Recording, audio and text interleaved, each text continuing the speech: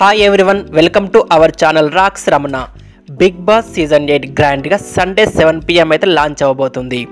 ఈ షోలో పాల్గొనబోయే contestant లిస్ట్తో already మన ఛానల్లో వీడియో చేయడం అయితే జరిగింది. దాంట్లో ఆల్మోస్ట్ 90% అయితే సేమ్గా ఉన్నాయి, కానీ ఒక 4 చేంజెస్ అయితే ఉన్నాయి. ఆ నేమ్స్ అయితే చాలా ఇంట్రెస్టింగ్గా ఉన్నాయి. అవేంటో ఈ వీడియోలో చూద్దాము.